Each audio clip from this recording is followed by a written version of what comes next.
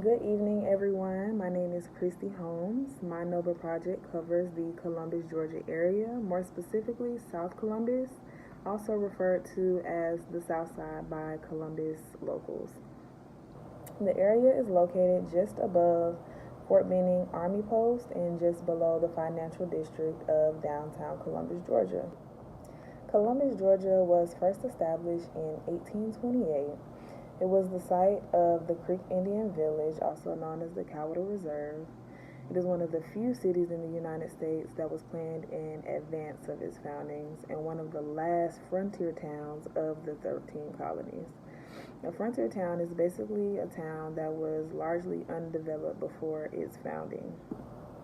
Here you can see several photos of historical markers that tell about how the Creek Indians were removed from their area and their lands by the European settlers once they moved in the 1800s. Columbus, Georgia is located in Muskogee County, which is named after the Muskogee branch of the Creek Indians. Muskogee-speaking towns took the lead role in the formation of the People of One Fire, or the Creek Confederacy, which fought against European settlers in the 1600s and early 1700s. The word Muskogee is a Native American word that also means medicinal herb people. So that tells you a little bit about the Indians that were settled here before Columbus and its founding. Columbus was established as a trading post to strengthen the western border of Georgia, which is why you see a lot of factories and industrial buildings and railroads in the area. Today, Columbus is occupied by about 190,000 people, and 20,000 of those people live on the south side. In the past 10 years, there have been several improvements to the south side of Columbus, Georgia. Most specifically, businesses and jobs have been brought to the area by the new Walmart and the Walmart Plaza that is located on Victory Drive. Also, there's a Holiday Inn that has been built. Many schools have gone through renovations or have been relocated, such as Spencer High School that was once on Victory Drive and now is located on Fort Benning Road. And then lastly, we have the Department of Veteran Affairs, which are eyeing for new land for a new clinic on Victory Drive as well. They've already presented the Columbus City Council with an ordinance to approve the rezoning for that clinic. And this was done in 2015. So we should be looking for a new VA clinic on Victory Drive as well. For my interviews, I interviewed two women who are from the Columbus area.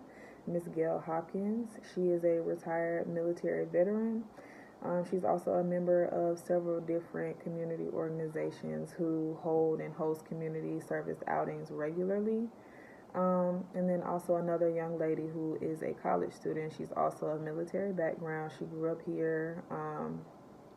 And both of their main concerns with the Columbus, Georgia area, particularly the South Side, was that the youth do not have enough outlets to prevent the crime that's happening in the area. So Ms. Hopkins, one of her goals was to create a facility that provided better outlets and incentives for younger people to make better and more positive decisions. In that facility, she wanted to have skating rings, basketball courts, computers, just resources and things for kids to do. And for an incentive, she wanted this complex to be free of charge, but for an incentive, kids would have to bring in progress reports or report cards that showed AB honor roll or, mostly passing grades. And also, kids who attend school regularly. So if the kid has perfect attendance or has maintained their attendance at school, things like that would be their admission to get into this complex, to kind of give them a better things to do outside of school hours, and also give them incentives to be doing better and more positive things in school and outside of school. And then Miss Christiana, her issue was just about the same. She reported that there is nothing for the younger population of Columbus to do. And when I asked her about specifically what the younger population was. She said high school and college students. There's nothing to do outside of nightlife. And then she even feels iffy about participating in those activities because a lot of times they result in shooting and violence and fighting and things like that. So, that was one of her major concerns as well. For my SWOT analysis, for my strengths, I did have parks and recreation in the area. There are a few parks and recreational areas that kids and young adults can go to, such as the J. Hatcher Skate Park, also called the Hatch, Benning Park, which includes Frank Chester Recreational Center, also Rigdon Park and Pool. Although the pool is not open year round, there is stuff to do, during the summertime. And then also another strength is the opportunities and businesses geared towards military families. Again, South Columbus is right above the Army post, so they do have a lot of things for military families to utilize and take advantage of. A weakness is crime in the area. Columbus is ranked number 5 of cities with the highest crime rates in Georgia. And looking at some charts, Columbus almost doubles the national rate for theft, murders, violent crimes, all of that. If you look at this chart here, it states that Columbus is higher than 90% of U.S. cities as far as crime goes. And then this next chart says basically that when a city reaches 100%, it reaches the national level, and anything exceeding that is high risk. So here you see that Columbus is high risk for everything besides forcible rape. And in forcible rape, it does meet the national average. Opportunities. There's a program called the Opportunity Zone program. This program was adopted in 2015. It provides incentives for businesses and developers to create jobs in certain zones. So what that means is if a business comes into this zone, places their business there, and they create jobs or create employment opportunities in that area, they will receive a tax credit from the state of $2,500 per job. So this is a good opportunity for businesses to gain money, especially small businesses to gain money for their businesses, and also some good opportunity for the community because you're creating employment and putting more employment and giving back to the community in that way.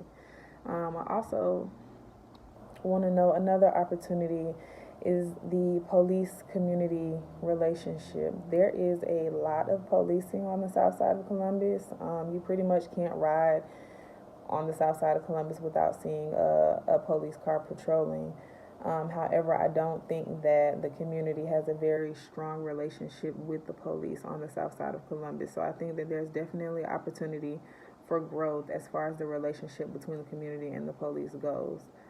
And then lastly, for my threat, is juvenile delinquency due to lack of resources. Just like both of my interviewers stated, there's nothing for the youth. Or there's nothing geared towards the youth besides the city parks and recreation centers in the area. So I definitely think there's a threat for juvenile delinquency since outside of school, these kids have nothing to do with their time.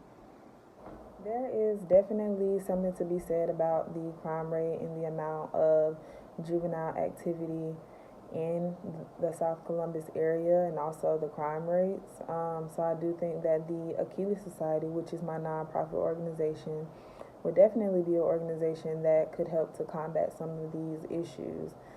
Crime is definitely a major issue that we face in Columbus, Georgia, being that it is one of the top 5 cities in Georgia for crime.